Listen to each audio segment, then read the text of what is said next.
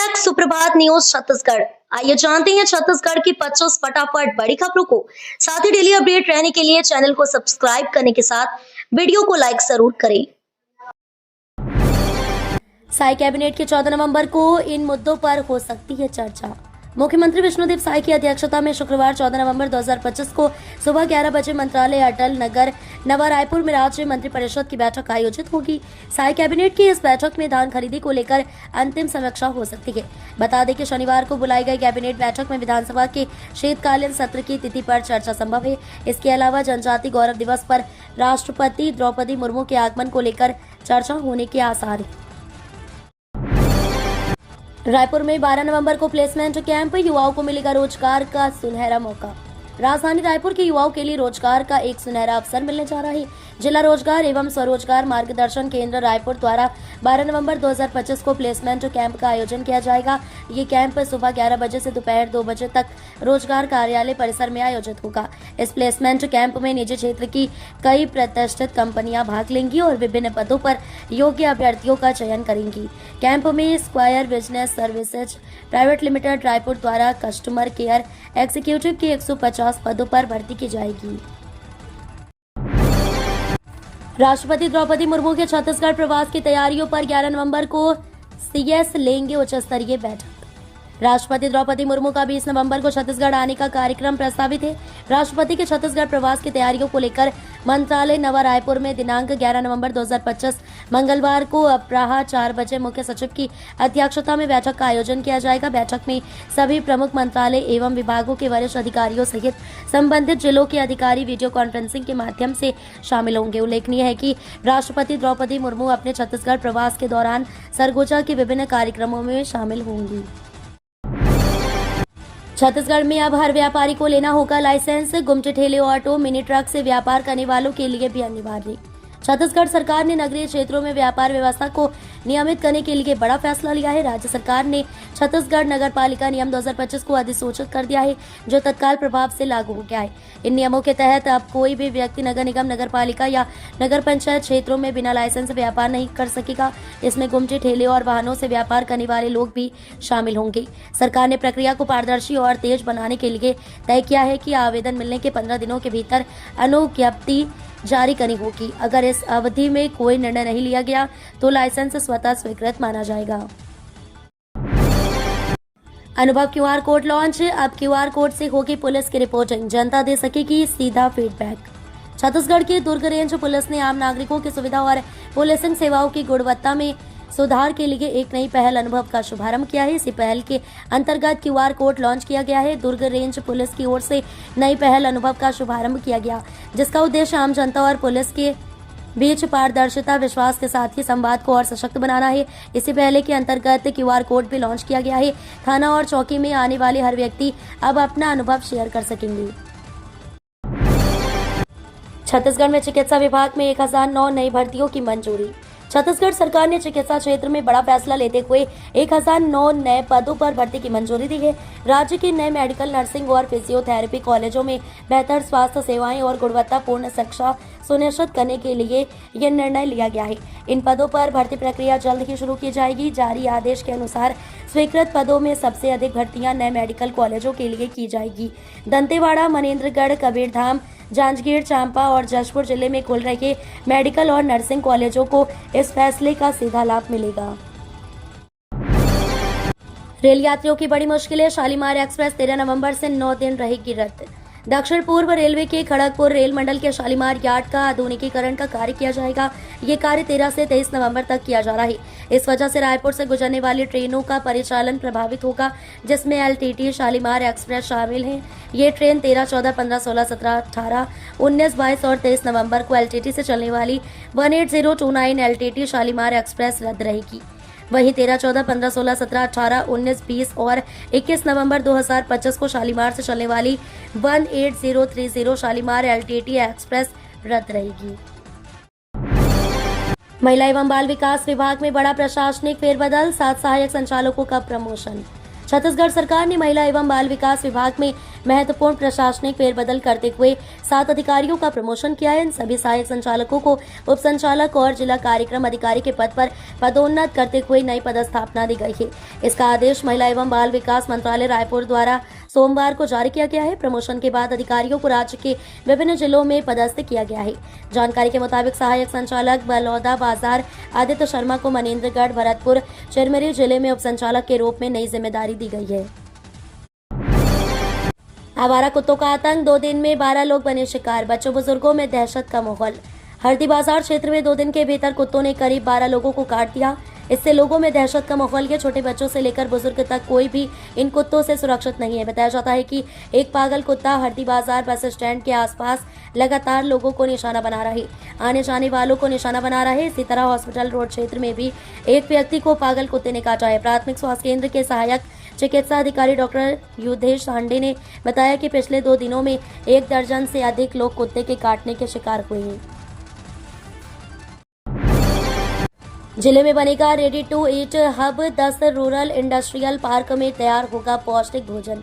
पूर्व की सरकार में जिले के अलग अलग विकासखंडों में बनाए गए रूरल इंडस्ट्रियल पार्क एक बार फिर आबाद होने जा रहा है।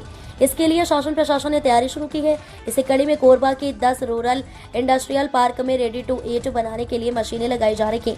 बताड़ी के पास स्थित ग्राम पहंदा के रूरल पार्क में मशीन पहुंच गई कि आने वाले कुछ ही हफ्तों में सभी रूरल पार्कों में ये मशीनें पहुंच जाएंगी। ये संभव हो सका है शासन प्रशासन के सहयोग से।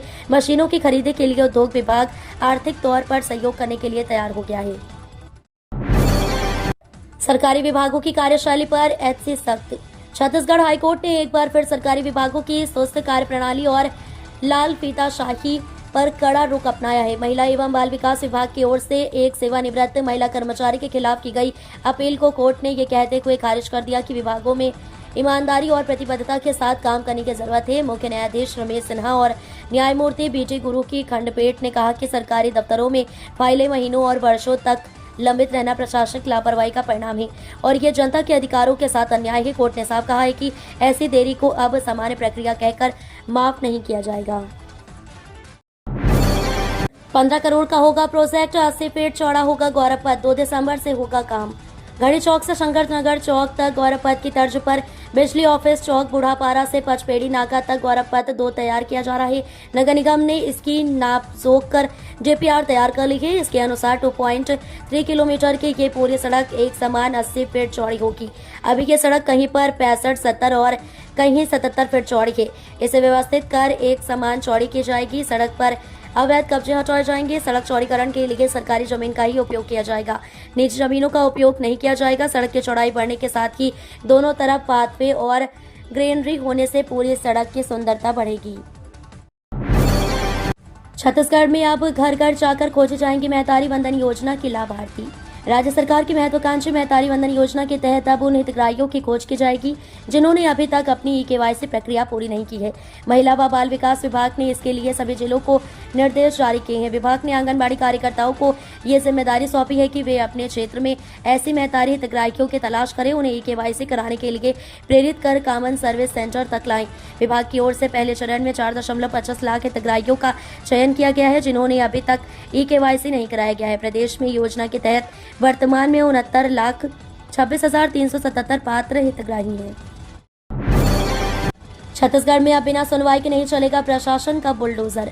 प्रदेश में अवैध निर्माणों को लेकर शासन ने पुराने आदेश में बड़ा बदलाव करते हुए नई व्यवस्था लागू की है। बुलडोजर चलाने से पहले प्रशासन को हर कदम कानूनी, पारदर्शी और रिकॉर्ड में दर्ज तरीके से उठाना होगा। यानी अब किसी का घर या दुकान बिना सुनवाई के नहीं टूटेगा, लेकिन जो निर्माण सच में अवैध है उस पर कार्रवाई और भी सख्त होगी। पहले नगरीय निकाय अक्सर बिना पूर्व सूचना या अधूरी जांच के निर्माण तोड़ देते थे। कई मामलों में लोगों को ना तो कारण बताओ नोटिस मिलता था, ना अपना पक्ष रखने का मौका। अब नया आदेश इस मनमानी पर पूरी तरह रोक लगाता है। छत्तीसगढ़ में बिना अनुमति व्यापार करना अब गैर कानूनी, सरकार ने जारी किए नए नियम। छत्तीसगढ़ के नगर निगम नगर पालिका और नगर पंचायत क्षेत्रों में बिना अनुमति कोई भी व्यापार नहीं किया जा सकेगा। राज्य सरकार ने इसके लिए छत्तीसगढ़ नगर पालिका नियम 2025 की अधिसूचना जारी कर दी है। ये नियम तत्काल प्रभाव से लागू हो गए हैं। नए प्रावधानों के तहत गुमटे, ठेले और वाहनों के माध्यम से व्यापार करने वालों को भी अब लाइसेंस लेना अनिवार्य होगा। बिना अनुज्ञप्ति व्यापार करने पर जुर्माना और कार्रवाई का प्रावधान किया गया है। नए नियमों के मुताबिक आवेदन मिलने के 15 दिनों के भीतर अनुज्ञप्ति जारी की जाएगी। अब अमृत भारत ट्रेनों में भी यात्रियों को मिलेगा ऑनलाइन खाना। भारतीय रेलवे यात्रियों की सुविधाओं में लगातार सुधार कर रहा है। राजधानी शताब्दी और semi high speed Vande Bharat की तरह अब अमृत भारत ट्रेनों के यात्री भी सफर के दौरान ऑनलाइन नाश्ता और खाना बुक कर सकेंगे। रेलवे बोर्ड ने स्लीपर श्रेणी वाली अमृत भारत ट्रेनों में प्रीपेड कैटरिंग सेवा शुरू करने का निर्णय लिया है। इससे यात्रियों को समय से अच्छा और किफायती भोजन मिलेगा। रेलवे बोर्ड के निर्देश पर IRCTC और centre for railway information system ने तैयारी शुरू कर दी है। यात्री टिकट बुक करते समय नाश्ता, लंच या डिनर ऑनलाइन बुक कर सकेंगे। रायपुर, धमतरी, कांकेर, राजनांदगांव सभी जिलों में सड़कें टूटी। 27 जिलों की 214 सड़कें खराब। छत्तीसगढ़ में बारिश खत्म होने के बाद सड़कों की हालत काफी खराब हो गई है। राज्य गुणवत्ता नियंत्रण सेल के मुताबिक इस साल अब तक 27 जिलों की कुल 214 सड़कें खराब है। सबसे ज्यादा रायपुर, धमतरी, राजनांदगांव, कवर्धा, अंबिकापुर, बेमेतरा, दुर्ग, कांकेर और कोंडागांव की सड़कें खराब हैं। इन सड़कों के लिए 60 ठेकेदारों को ब्लैक लिस्टेड करने की तैयारी की जा रही है, जबकि 12 इंजीनियरों पर विभागीय जांच और कोरबा तथा कांकेर के 2 ठेकेदारों को आंशिक रूप से ब्लैक लिस्टेड किया गया है। सुकमा में SIR प्रक्रिया जारी। 7 फरवरी 2026 को जारी होगी अंतिम मतदाता सूची। सुकमा जिले में विशेष गहन पुनरीक्षण 2026 की प्रक्रिया 28 अक्टूबर से प्रारंभ हो चुकी है। इस अभियान के तहत 4 नवंबर से 4 दिसंबर तक विधानसभा 90 कोंटा के सभी बूथ लेवल अधिकारी घर घर जाकर मतदाताओं से गणना प्रपत्र भरवा रहे हैं। BLO योग्य नागरिकों के नाम मतदाता सूची में जोड़ रहे हैं। वहीं मृत, डुप्लीकेट, स्थायी रूप से स्थानांतरित या लंबे समय से अनुपस्थित मतदाताओं के नाम हटाने की कार्रवाई भी की जा रही है। तैयार सूची मतदान केंद्र, ग्राम पंचायत, तहसील एवं जिला कार्यालयों सहित राज्य की वेबसाइटों पर प्रकाशित की जाएगी। छत्तीसगढ़ में शुरू हुई गुलाबी ठंड। अंबिकापुर बना सबसे ठंडा शहर। 3 दिन में और गिरेगा तापमान। छत्तीसगढ़ में मौसम ने अब करवट लेना शुरू कर दिया है। उत्तर भारत से आ रही ठंडी और शुष्क हवाओं के चलते राज्य के अधिकतर हिस्सों में तापमान में लगातार गिरावट दर्ज की जा रही है। मौसम विभाग ने अगले 3 दिनों में न्यूनतम तापमान में 2 से 4 डिग्री सेल्सियस तक की गिरावट की संभावना जताई है। शनिवार को पूरे प्रदेश में आसमान साफ और मौसम शुष्क रहने की संभावना है। मौसम वैज्ञानिकों का कहना है कि फिलहाल प्रदेश में गुलाबी ठंड का असर बना रहेगा। शहीद वीर नारायण सिंह स्मृति लोक कला महोत्सव 12 नवंबर को बीजापुर में। शहीद वीर नारायण सिंह स्मृति लोक कला महोत्सव वर्ष 2025-26 का जिला स्तरीय आयोजन 12 नवंबर 2025 को मिनी स्टेडियम बीजापुर में प्रातः 11 बजे से किया जाएगा। इस अवसर पर जिले के विभिन्न लोक कला दल पारंपरिक लोक नृत्य, गीत और सांस्कृतिक प्रस्तुतियां देंगे। जिला स्तर पर उत्कृष्ट प्रदर्शन करने वाले किसी एक दल का चयन राज्य स्तरीय शहीद वीर नारायण सिंह स्मृति लोक कला महोत्सव में किया जाएगा, जो 18 नवंबर 2025 को जिला अंबिकापुर सरगुजा में आयोजित राज्य स्तरीय जनजातीय गौरव दिवस कार्यक्रम में संयुक्त रूप से शामिल होगा। अवैध धान परिवहन पर जिला प्रशासन की कार्रवाई। 2 ट्रैक्टर धान जब्त। छत्तीसगढ़ में धान खरीदी शुरू होने से पहले धान का अवैध परिवहन शुरू हो गया है। इस पर लगाम लगाने प्रशासन पूरी तरह मुस्तैद है। तहसीलदार एवं मंडी विभाग की संयुक्त टीम ने सरिया क्षेत्र में अवैध रूप से धान परिवहन करते 2 ट्रैक्टर धान जब्त किया है। कार्रवाई के दौरान दोनों ट्रैक्टर चालक धान परिवहन के दस्तावेज प्रस्तुत नहीं किए गए। इस पर टीम ने धान को जब्त कर सरिया थाना के सुपुर्द किया। तहसीलदार कोमल साहू की मौजूदगी में की गई इस कार्रवाई से क्षेत्र में हड़कंप मच गया है।